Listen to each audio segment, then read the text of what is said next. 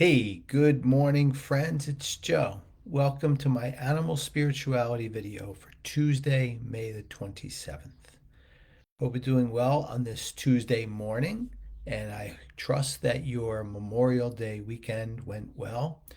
We are back at it now into another week, almost the end of May. I say it too often, but it's so true how quickly time goes. We need to make the most of all of our time. And this time together for me is always valuable. I love interacting with you and trying to bring out spiritual nourishment for all of us to enjoy, to use as a benefit in our life. Over the past couple of Tuesdays, we have talked about the Gospel of St. Luke. And in that Gospel, as I may have mentioned, St. Luke was a physician.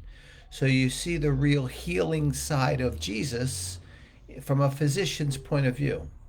Today I'm going to talk about two passages from the Gospel of St. Mark.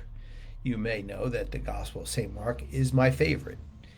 And this, written by a St. Mark, who wrote the Gospel, but he was a disciple of St. Peter, who we know was very close to Jesus. So if Jesus was so close to St. Peter and St. Mark was so close to Peter, we can pretty much be assured this is a pretty accurate gospel from the perspective of how it's portrayed. And it's the human side of Jesus that we see come out in the Gospel of St. Mark.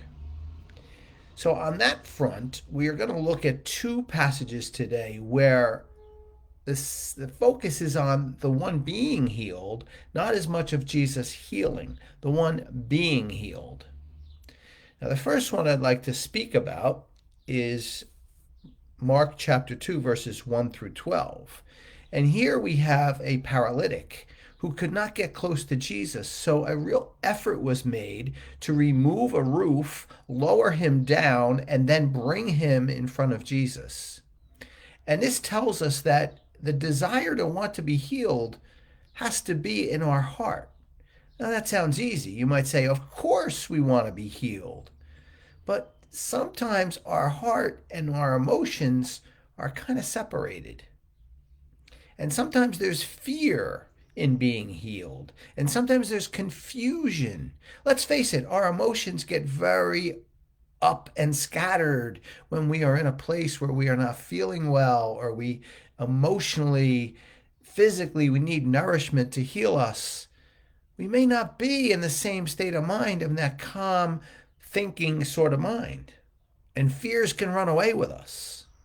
So it's important to breathe a little bit, as this paralytic had to breathe a little bit, also gain the help from others, and then be in a place where he is lowered and put in front of Jesus. The desire to be healed must really be there, not only in our mind, but in our heart as well.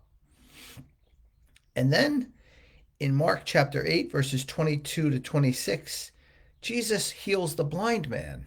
And he heals the blind man by putting mud on his eyes. So there is some discomfort in being healed, isn't there? And we have to accept that discomfort. That's something that maybe isn't so easy to accept. I know I'm not good at this. I know that I don't accept the discomfort of being healed as I probably should. But it certainly needs to be addressed.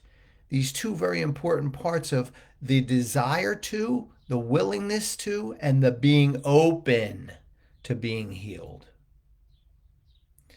Now, difficult as it may be, I can share with you both Shelby and Daniel, two very beautiful souls that lived here as part of our family.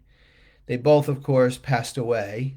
It seems like it was yesterday. It's now a few years.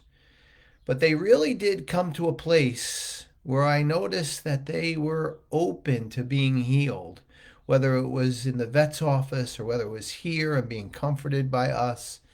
They got to a place where their hearts were wide open. Fear was no longer a place for them. It was no longer anywhere where they needed to be. There was no uncertainty. There was openness. There was accepting of some of the discomfort. And there was certainly accepting of those around them, me, of course, being the primary one, and my wife, who were there to heal them.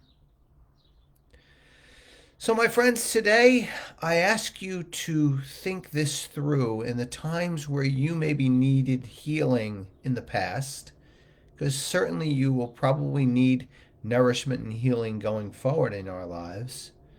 So, think about how it was handled in the past. What were your emotions like?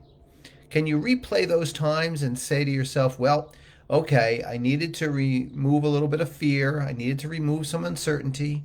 I needed to accept some of the discomfort. And I needed to just open myself more so, my mind, my heart, and my soul, to those healing me. And certainly, the primary healer is, of course, God, who loves us. Well, my friends, that's my message for you today. As always, I hope it was helpful and you could take it into your day and through your week. I always welcome and appreciate your comments, and I always appreciate your presence here with me more than anything. I want to wish you all a wonderful Tuesday, and I look forward to seeing you back here later in the week for another scripture reflection. Take care, everyone.